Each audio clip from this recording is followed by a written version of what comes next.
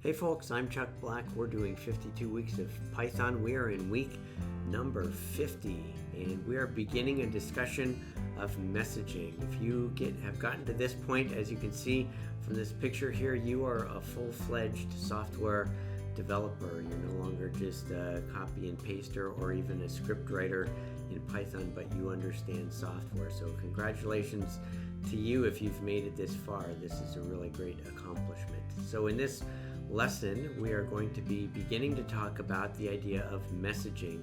We're going to talk about how we came from something as long ago as this little tiny mini quokka and ended up getting down to a point where we actually have all kinds of software. We're using databases, we're using messages, we've got displays, we've got user interface, the whole 9 yards. So this is truly qualifies you to be in the category of something way more than just what you may have been in the past anyway with respect to software. So we're going to talk about messaging and how it works, that there's a message broker.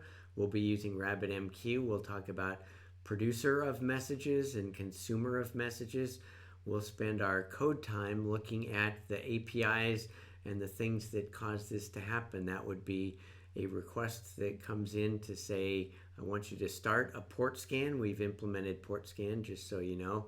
As you can see here, the others are in dashes. So somebody says, hey, I want you to do a port scan on this host. And so we get the request and we go out and we produce a message that is going to ask our worker to do a port scan. It gets put into the message queue. The quokka worker is listening for this message, receives it, and launches a thread. The thread goes out and does the port scan. After it has completed, it goes and writes the data via another REST API, which gets written to the database, and the user interface rendezvous with that data by making a GET request in order to get that data. And it all works well. We will be looking at the code that exists out there. We have module 10 messaging quokka, so I've had to modify quokka a little bit in order to implement this. We have a user interface, as you probably noticed, or maybe you didn't.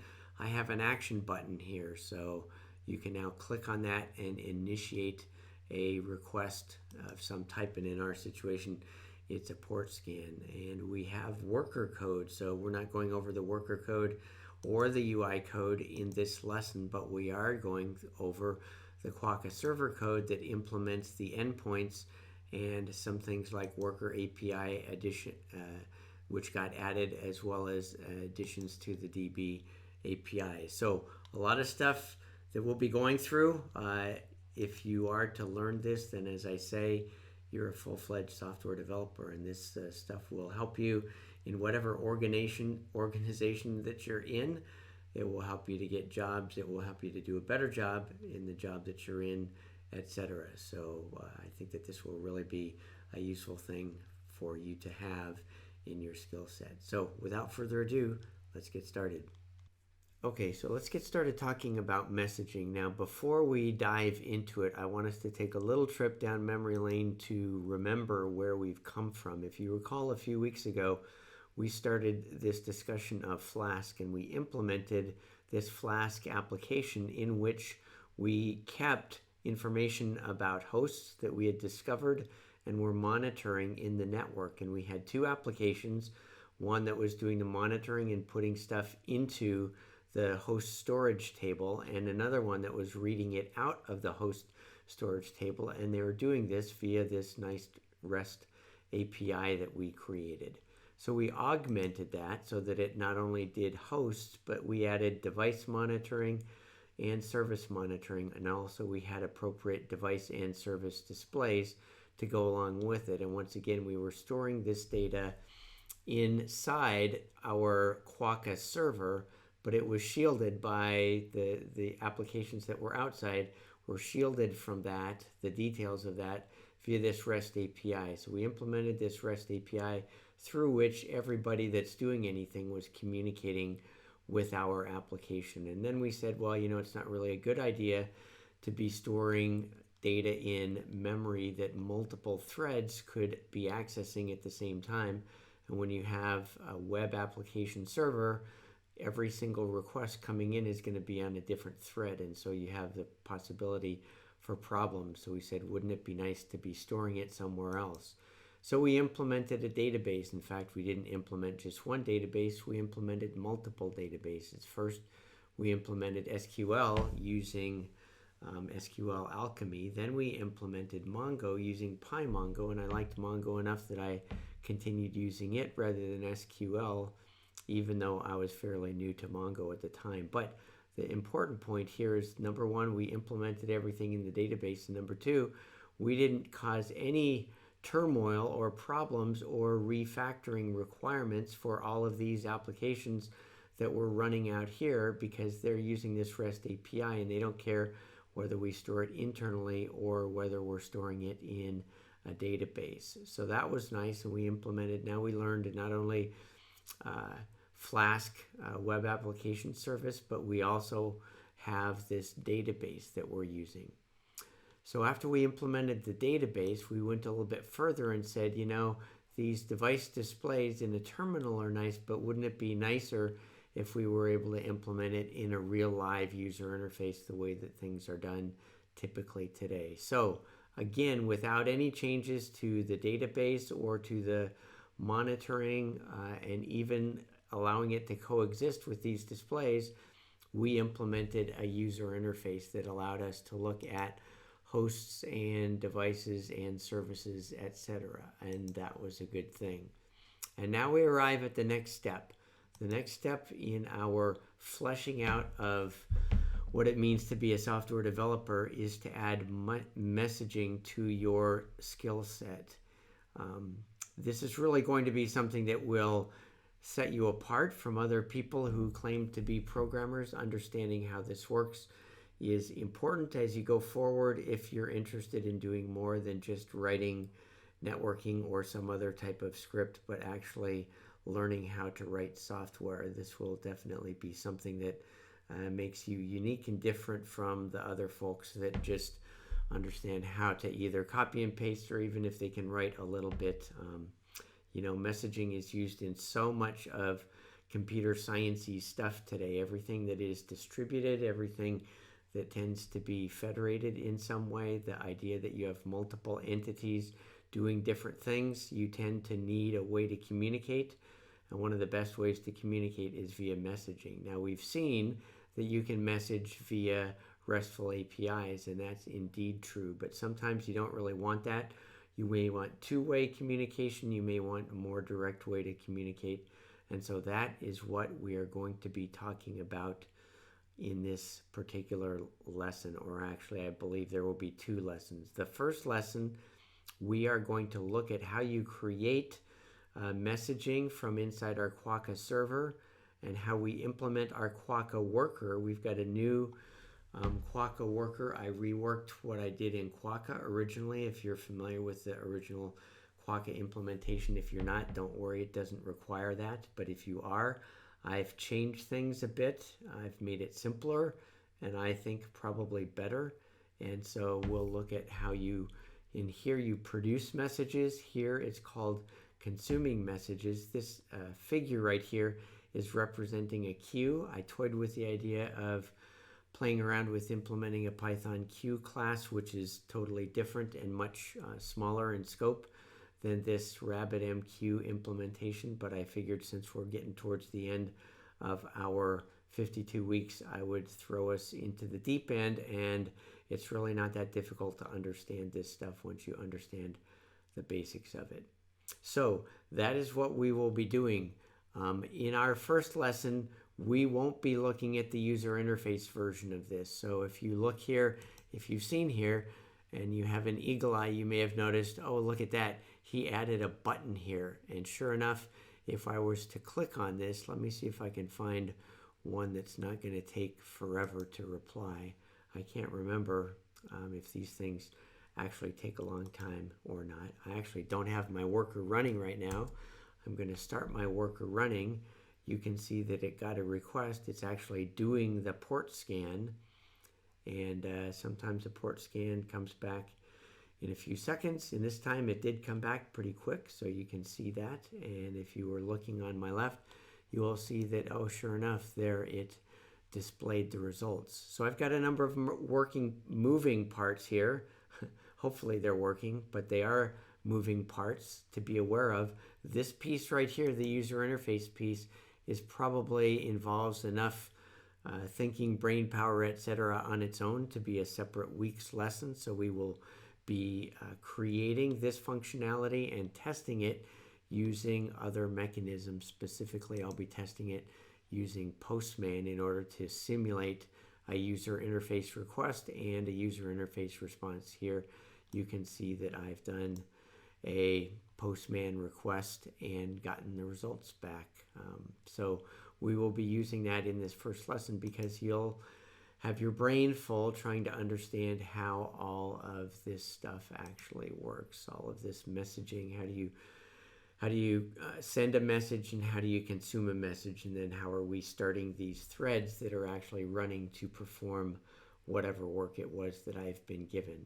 This thing that you see right here that I put in white, we don't implement that. So we're putting our, I don't know if this is an okay idiom to use, but we're putting our big boy pants on here. We've got an actual legitimate message broker running on my system, and it's pretty simple to do. We do this in Quokka. You can follow the directions. We are using RabbitMQ. So RabbitMQ this is a better one. RabbitMQ is probably the most popular open source message brokering service that exists out there today. It's got a lot of really good documentation. In fact, why don't I pause right here and just show you what are we talking about? The general idea is this: there is somebody that is performing the function of a message broker. That is RabbitMQ. To RabbitMQ, I provide a message.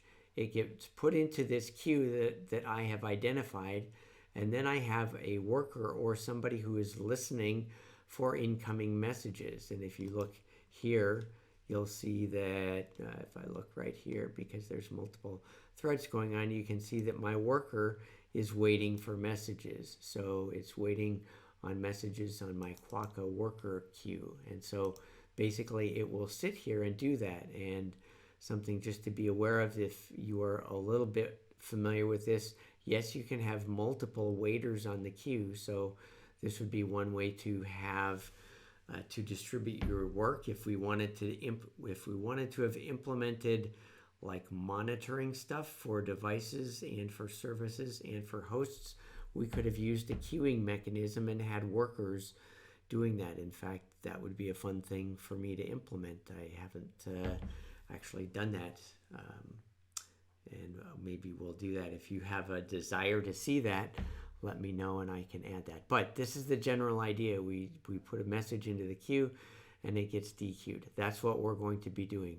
We won't be looking at the user interface today, but we will be looking at all of this other stuff, which is this thing here that produces the message, puts it into the queue, this thing here that consumes the message, waits for it, and then starts a scan running. This whole idea of how it gets written into the database and the user interface kind of rendezvousing with that data, that's for another time.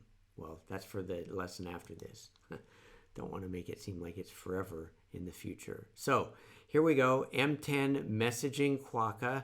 That is my Quokka that I've been working on ever since, when did I start to do it? M05. This is my one that implements messaging. So you'll see I have everything is basically the same, but I had to modify our Quokka server, and I had to implement this worker APIs. We will be looking at that. I pulled over the messaging UI. That's what we'll be talking about next time. And this messaging worker, that's this thing here that is a separate piece of code. It's not part of this whole Flask implementation. It's a separate, independent, discrete entity that's running and listening for these things.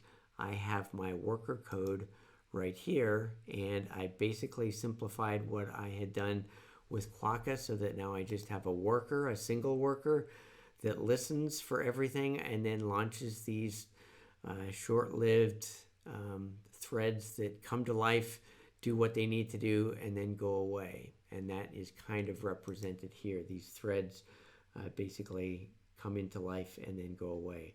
The last thing I want to point out on this picture is this. You see that I have dashed lines for captures and traces and for trace route and capture. That's because for simplicity and maybe to save myself work, I guess I should say that, I've only implemented port scanning as a first example for what we're going to teach from. I'm not going to teach from capture and trace out because those are the same in the code. It just comes from quokka and from things that we have done already in our 52 weeks of Python. I can add those if you guys want me to. Just send a message, reply to the Twitter or on Discord or wherever it might be. You can ask me to do that, and that may be another lesson that I add just as an addendum. All right, so with that done, let's begin to look at the code. Did I say we were going to look right at the code? Well, sorry, I guess I lied. I did want to mention something before we do dive down into the code, and this will be pretty quick. I want to look at this picture and just kind of understand what's going on. The general idea is that something will happen that will cause us being the quokka server to say, oh, I need to go tell a worker that some work needs to be done, and that work will be in the form of doing a port scan for a host or a capture for whatever, or a trace route to whatever. All of these things are possibilities. So what we will end up doing is we will end up, and I just have this thing that says messaging. It's really not specifically called messaging in the code. It is just the code that is going to send a message to the message broker. So we will send a message to this message broker that says we need some work done, and it will put it into the queue. What will happen is that this worker will be listening at the queue, and as soon as work appears in the queue, this independent autonomous quokka worker will grab that item from the queue, and it will do whatever is appropriate. In our situation, that means it will be launching a thread to do a port scan, or a thread to do a capture, or a thread to do a trace route. Now there are multiple different ways that you can design your message brokering service and the messaging that you do. What we are doing is there's going to be somebody who puts things into the queue, and there can be one, or there can actually be more than one workers who are listening on that queue. So this is what I was referring to when I made reference to the fact that we could technically implement host or service or device monitoring using a mechanism like this, where the worker is the entity that goes out and does the ping or the napalm request or the service request. And you have many of these workers. You can have some number of, let's say you have 5 of them. It would be similar to having a thread pool of 5, except you're using a queue in order to store the requests, and these are independent applications that are retrieving them. So this is just the way that we're doing it. In our implementation, at least in the example that I'm doing, we just are going to be starting this one worker. I think you saw me starting this one worker before, and yeah, so it's going to be sitting there. I could just start another one, and then if multiple requests came in, then they would be satisfied by the various worker processes that are running. But we don't have anything that's like that. I guess I could just bang away on the get host port scan over and over and over again. Those would all get sent down here, but the user interface only displays the most recent one. So I'm not sure how much use that would be. Anyway, that's the general idea. Okay, with that background, we're going to be looking at the code that puts the message into the message broker and the quokka worker that retrieves it from the message broker. And now we're going to look at the code honest. Okay, so let's look at the code. Now, the first thing that we're going to do is we're going to look at what happens when a request comes in and we need to go through a little bit of messaging stuff in order to put a message onto the queue. So somebody's going to come in and say, I want there to be a port scan on this particular host. We're going to receive that request, and we're going to go out and initiate this. And the assumption is at some point in time, The quokka worker will receive that, will launch a thread to do the port scan. The port scan will run. It will send a reply back to the server, and the server will then update the database with the retrieved data. The general idea is that if there's a user interface here, it will initiate the request, and then it will attempt to get the data for some amount of time. If it fails to succeed, then it will eventually time out. But the idea is that eventually, these scans can take a while. It will sit there and wait until the response comes back, and that's what we've seen. So let's take a look at the code and see how that's implemented. So I'm here in Quokka server. I'm in the Quokka instance that I copied over into the messaging module. So module 10, it sits there. This is my Quokka package that has all of the monitoring and display stuff going on. It has its own port scan, the stuff that's running in the background to give you the information about what ports are open, but this is going to be a full-fledged port scan that we're going to be doing. So I'm in Quokka server, and Quokka server has changed. So what has changed? Well, the starting is all the same. Remember, we have this endpoint called hosts. We have another endpoint called devices. We have another endpoint called services, and that's where it ended. So we added a couple more endpoints here onto the end. So let's take a look at them one at a time. The first one is this /host endpoint. So remember, the original one was hosts. That's where I am doing stuff to the database. In this situation, I'm doing something specific. You can create these with whatever naming you prefer. Some people like to separate hosts from host, etc. And I've just kind of gone with an easy way of doing it where for a specific host I want to do something. And it's occurring to me now that, maybe I could have implemented this put functionality as a /host down here as well. But for right now, what we have is hosts /scan, and I can either do a get. That is what gets called when I'm trying to get the results of the scan. And the other is post. That is what happens when I want to initiate a scan or start the scan. And so if you just look in here, you can see that what I'm going to do is I'm going to say get host port scan. And if it's a post, then I'm going to say start host port scan. And the third endpoint while I'm here is going to be the way that the worker tells us that it has a port scan. So the worker port scan endpoint is going to receive the information in the JSON data, and then it's going to actually store it. So if we look at this visually, what we have is we have a REST request that is going to be initiating or starting the port, the host port scan, and that will go out and send a message.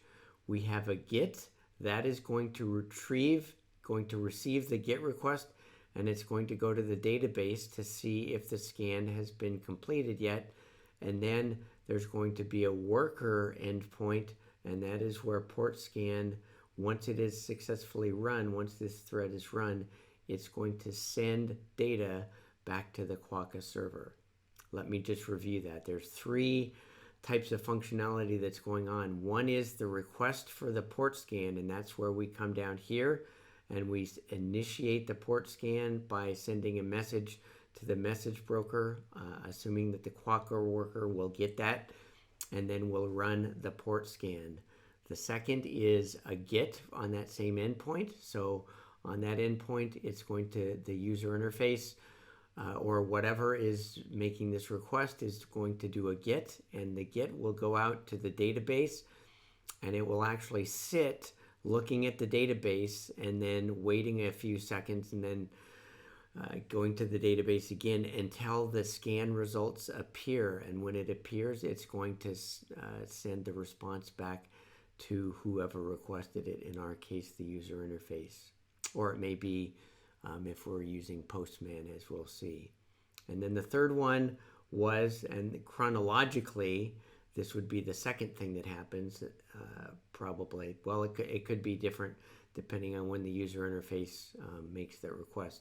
But kind of asynchronous to that and independent of it, this port scan is going to run, and at some point in time it's going to gather up the results of the port scan. It's going to call into that the other endpoint that we saw down here, the worker endpoint, and it is going to say, hey, I have some data.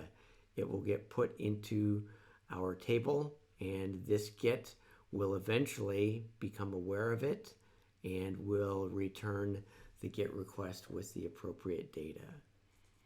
And so that is what is going on. These are the endpoints. So let's begin to dive a little bit deeper into these endpoints to see what actually happens.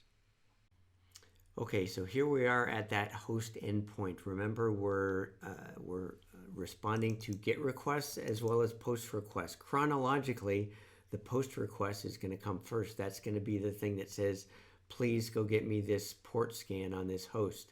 And the GET comes afterwards to get the results of that. And so we're going to look at those in the chronological order. So here's my host endpoint. This is the GET, this is the logic, and this is the POST logic. So we're going to get the host name from the request arguments. So, and if we don't get it, we're going to send an error. We're going to actually go and get that host to make sure that we're getting a request for a host that actually exists.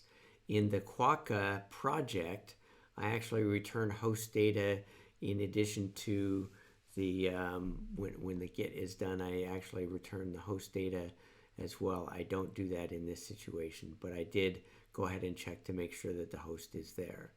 Then the thing that really makes it happen is what happens next, which is this. This is the piece of data that's going to look at our picture. This is the piece of data that's going to go out and send this message into our queue for the worker to get. So let's do our Control B to go down and look at that. This is what I call start host port scan, and I'm passing in host name. So what I'm going to do first is print a message that says, hey, I'm going to be going and doing this. The next thing is I'm going to create a token. The reason that I create a token is because I want the user interface to be able to do a get and have it get from this database table the appropriate request. If I've done 5 different requests for this single host, we want to make sure that it is returning the data for the appropriate one. Also, if there's multiple people making requests, I want to make sure that the right user interface is getting the results of the right request. So we are going to actually create this token. What is the token? Well, all it is the string version of this particular instant in time with all of its 6 digits of decimal point type stuff of accuracy, of floating point accuracy. So it is going to be a highly granular piece of data, and it is just the date time. There may be better ways to do this. You could generate, it could be anything that we wanted. You could generate a random value here, but this is what I'm doing for the token, just for simplicity. Now the next thing that I'm going to do is I'm going to create the packet of information that is going to be sent down to the worker. So the worker is going to dequeue this thing, and it needs the data that tells it exactly what to do. So that is what the port scan info is. It's going to say a few things. The first thing is, where is the quokka server that I need to send the information back to? And right now I have that hard-coded because I'm keeping this as simple as possible. With the quokka project, it can be different, but this is what it is set to right now. Localhost port 5001. Remember, that is the port that we are running our quokka server on for our little mini quokka. So that is what that is.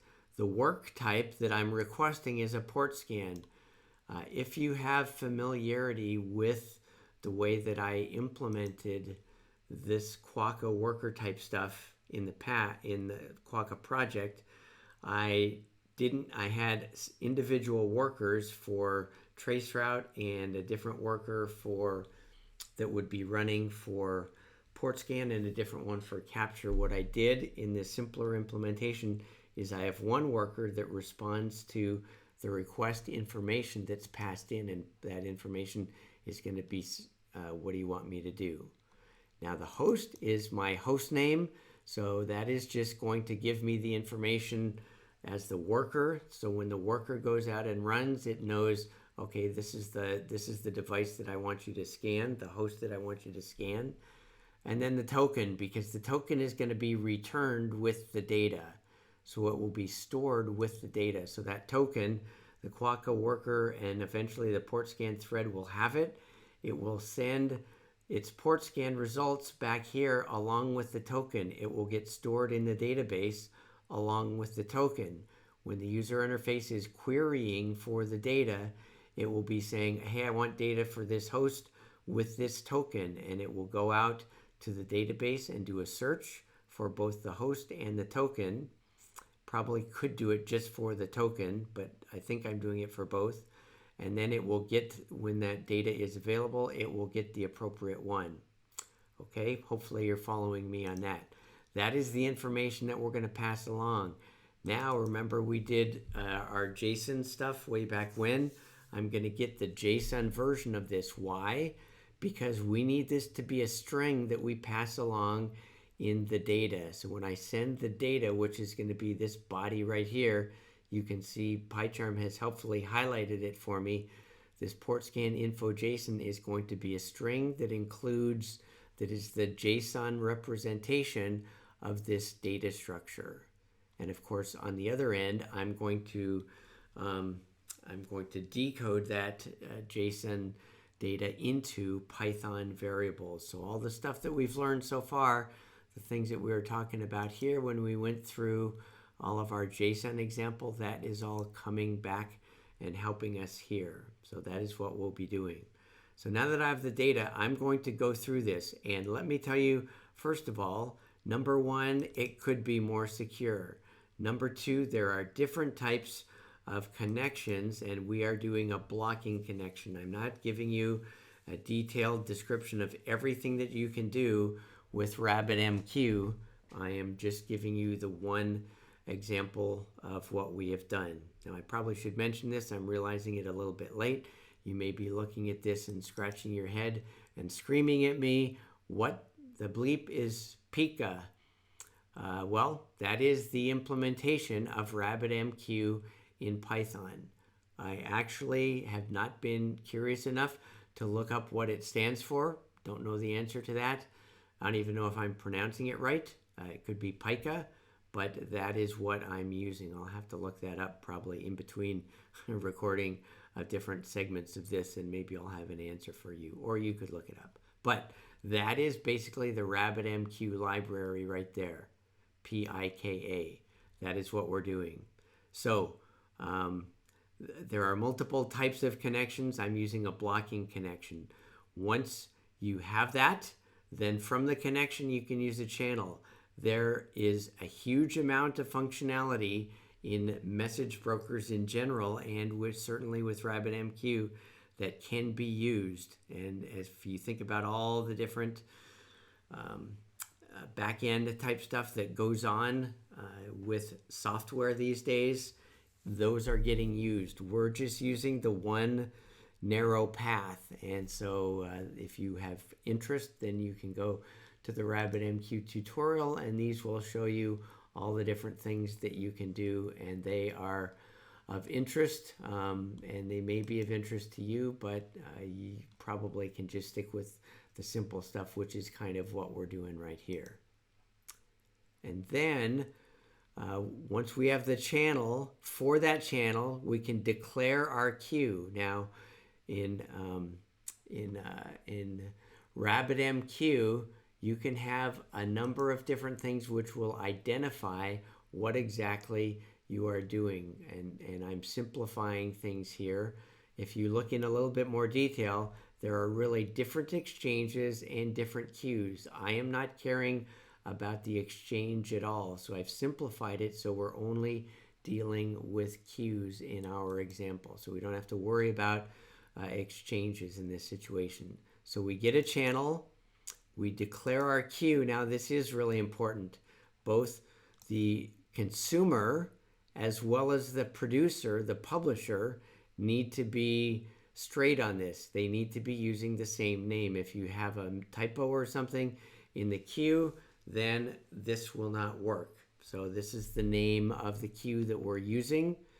And I just have one queue. It is my quokka worker queue. If you're familiar with the quokka project, I had different queues. In this situation, I have just the one queue in our simpler implementation. I want this connection to be durable. In other words, I don't want them taking it down, so that I'm setting this to be true for this particular connection. And then what I'm going to do is I'm going to publish, and this is where I send the message. You can see my exchange. I don't care about my exchange, all right? I do not care about that. Into what queue am I going to route this? I'm going to give the name of my quokka worker queue. And lastly, I'm going to say the body of this thing is my port scan information. And when I do this publish, what's going to happen? It's going to find the message broker to which I'm connecting. It's going to find the queue that I mentioned, and it's going to place this thing into the queue. Now, obviously, there's probably 98% of message brokering, etc., and exchanges and different types of connections. We're not going through all that. We're just using this simple example where I have one producer and one or more. As we mentioned, we could actually have more of these consumers, but we have just the one right now that I'm running, and that is going to be listening for these messages. So that is how we produce a message. This is the data that we're creating, and this is how I set up my connection and publish a message onto that queue. When I'm done, I'm going to end up going back, quokka server. Once I'm done, all I do is return, but this is very important.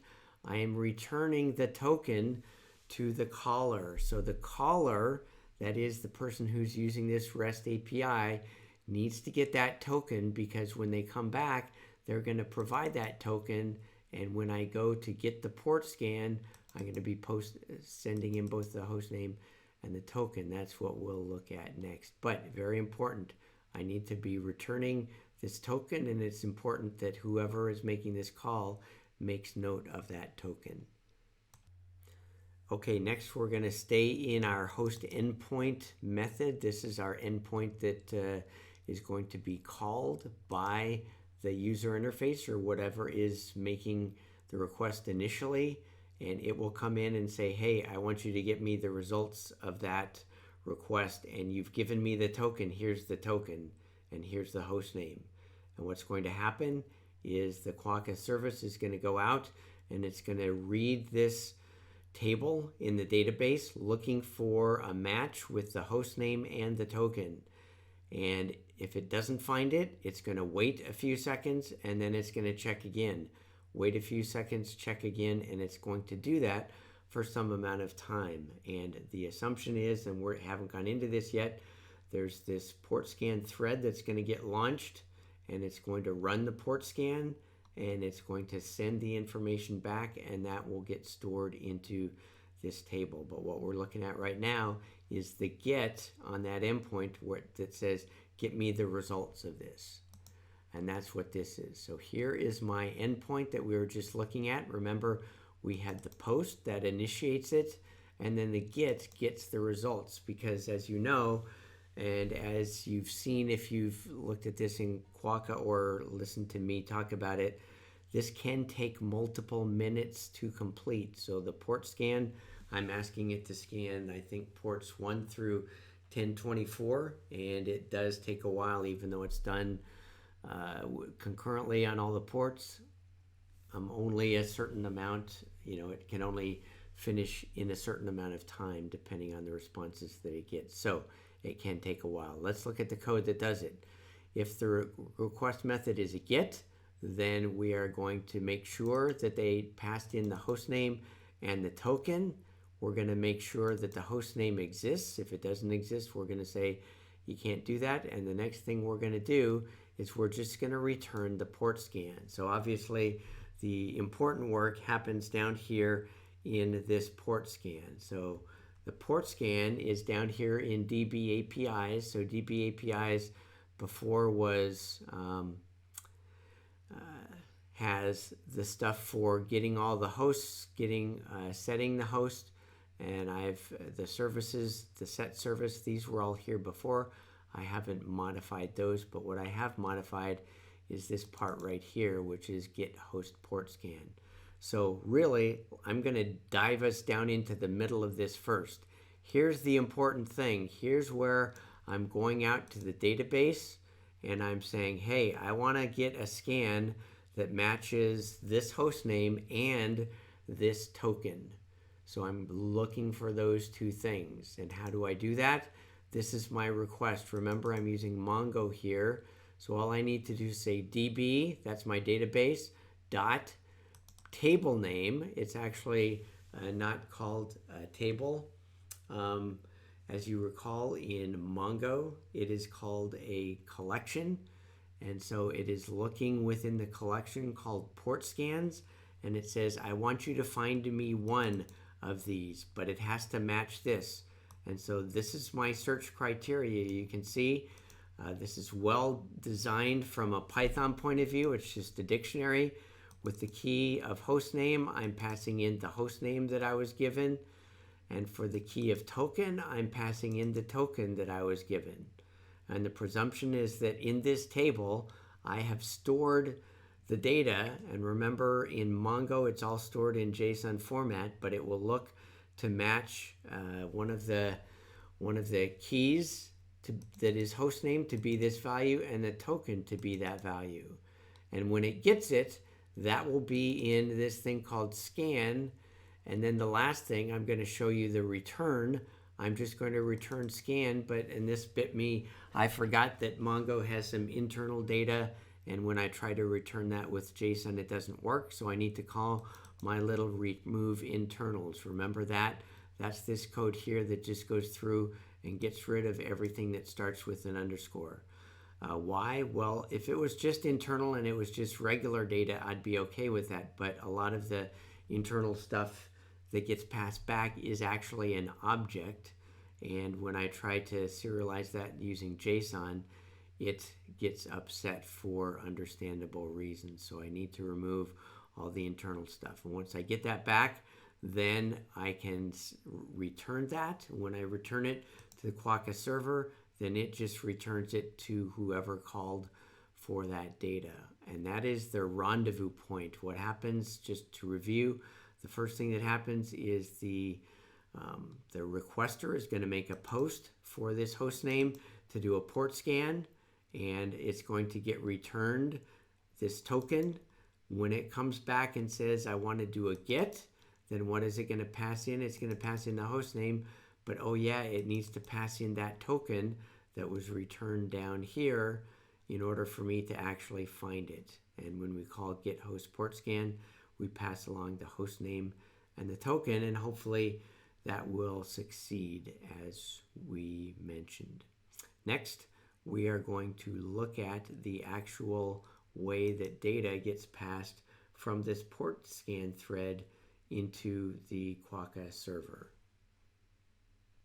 Okay, let's look at the last endpoint. This is the endpoint which is used by the thread running port scan or whatever to send data to our server. Basically, this endpoint is going to be a port scan endpoint that comes in from the worker, and what we're going to do with it is we're going to store it in the database. That way, this user interface get request, which is kind of sitting here looking at the database and seeing if there's any data, it will eventually be satisfied. And so let's take a look at the code.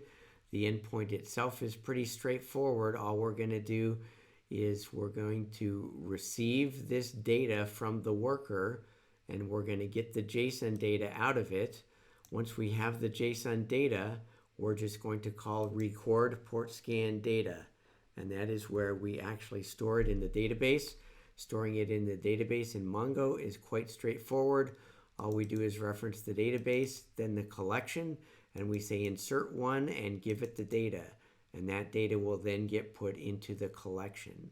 Now, one thing I didn't go through quite as much as I maybe should have is most of the code in this get host port scan. Remember, that is what gets called when the user interface is trying to get the data. Most of the code in here is just waiting for the data to arrive. So there's a while loop, and it sits in this while loop until the maximum wait time is exceeded. And what does it do? It says searching for DB for hostname. It will come down and try to find it via hostname and token. If it finds it, if it doesn't find it, then it will sleep and go back and try it again. If it does find it, then we'll print out that we found it.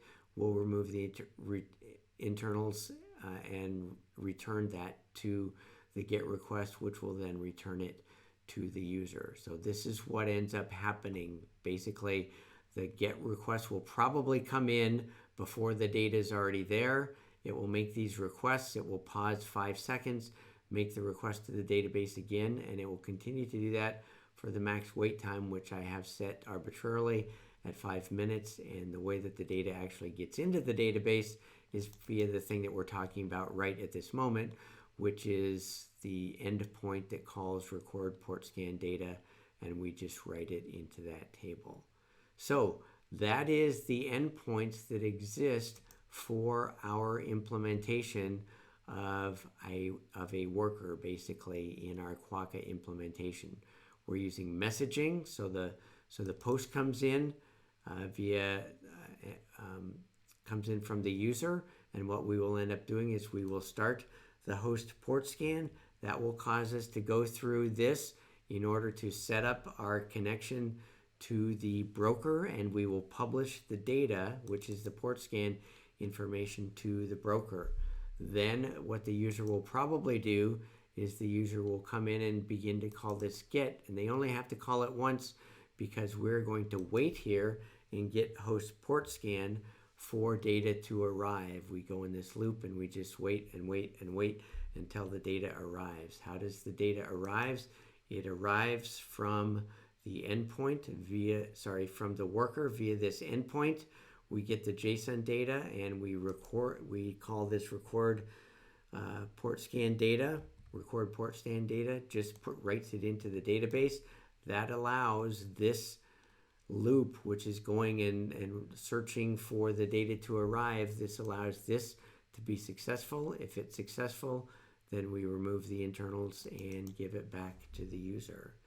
And that is how our implementation of this port scan worker works with these new endpoints and the messaging service, which is kind of the fundamental thing that we're learning about in this lesson. Okay, so let's see this thing in action now. I've got the quokka server running. That's it right up here. So that is up and running, and that's good. You can see I have the user interface seems to be up and running fine as well over there. So that's good. What I need to do is I need to make sure that my quokka worker is running. And so this is the terminal window where I have it. It actually is up and running. If I was to stop it, and let me clear this just for kicks. I'm going to make this a little bit wider because the output can be wide sometimes. And I'm going to go ahead and I just run sudo python 3 quokka worker. That's all I have to do, and it will tell me once it gets started that it's listening for work requests, and it's listening on this queue, which is the one that we set up. So all work requests should come into it. So I'm going to use the user interface first, and the thing that we are going to get data for, the port scan for, is my laptop on which I'm running this. If you look over here, you should be able to see stuff happening. In fact, I'm going to click here and then I'll open this up. So I'm clicking to make the request. You can see the request was received. I've printed out stuff about it, and you can see that I've started this port scan and I'm printing out what the arguments are. Over here you can see it says that I'm retrieving the scan results, so it's in that loop where it's checking every 5 minutes or so to see if the results are there. And there you see the results here, and you see the results right here. This is telling me that my device is probably Windows XP SP2 or whatever. I don't know why it doesn't figure out that it's running Windows 10, but there you go. It also tells me about the various ports that are open on my device. And so, yeah, that's the port scan on my local laptop. So hopefully that gives you a little bit of a sense of what it's doing and how this thing here actually works. What I'm going to show you next is going to be using the Postman. So we haven't looked at the user interface yet. What if I wanted to just test it? Well, I do have Postman, and I've created a couple of port scan command type things. So what I need is I need a host name to get. So I'm going to actually just use my Lenovo-Yoga. Let's see if I can copy this successfully. I'm going to copy that, and I need to put it into my argument here. So I'm going to select that, get rid of that, put it in here. You can see it updated the thing right there. So here's what should happen is I should see a request go in, and I should get a token back. And you can see that it's already started stuff going here. So I got this token back, and I'm going to need to use this token. So I'm going to copy this token right now. And it's good because it doesn't seem to have the response yet. And I'm going to do this get port scan. And I need to fix two things here. One is this one. I'll do it down here. You can actually fix it in either location. So I'm going to backspace and Control V. And then I need to come here and I need to copy this again. I could have done my Google Home that I did last time, but I'm going to do this. Backspace, Control V. You can see it's updated this. This is what the user interface will be sending in.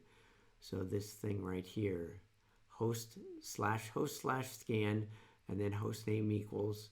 So let's see if this is successful.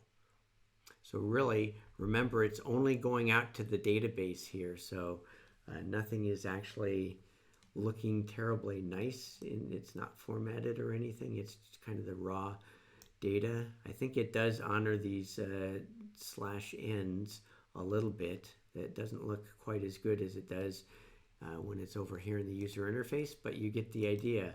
I got my response back. It was a 200 OK, and the data that I got back was two things. One was the host name, and the second was the scan output, and that was the scan output that was returned. So that's how I would do it if I wanted to look at it via Postman. I think you'll probably agree that the user interface is easier, but since we haven't gone over the user interface yet, you'll see that it does take a little bit of work to make that happen. So hopefully now you kind of have a general idea of how this is working and you've seen it in action. All right, let's talk about what we learned in this lesson. We started by looking back at what we've done. We started with just host monitoring and display. We added service monitoring and display on this little mini quokka that we were created.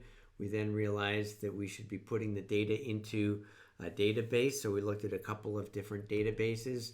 We then added a user interface on top of this so that the data would be presented in a manner in a browser like you see on the bottom left. And now what we're talking about is adding messaging. You can see there's a few moving parts here. This will take probably 3 weeks in order to go through all of this. I thought initially it was 2, but we do talk about how the idea of messaging is there's a message broker that for us is provided by RabbitMQ, and we will be producing messages to put into the queue, and we will be using the quokka worker to pull things or to consume messages off of the queue, and then to launch a thread to do whatever was requested. In our situation, it will be port scan, and you can see from this picture there will be REST APIs for whatever user interface is used to request that a port scan is done, and for messages to come back from this port scan thread with the information about the results of the port scan, and the getting of the data that has been stored in the database by the user interface eventually. So that's a description of what this picture is showing is going on in our implementation. We looked at the user interface and how I added buttons over here to allow us to initiate a request. We didn't go into the user interface. We haven't had a chance to do that yet, nor have we had a chance to go through the quokka worker, but we will do that in time. We did look at the code. What code did we look at? Well, we looked at the quokka server and saw that we added new endpoints. We added 2 endpoints, one just for the host to do the initiation, which would be the post here. This is the initiation of the port scan. And then a get would be what we use in order to get the results of that port scan. And that's in that function right there.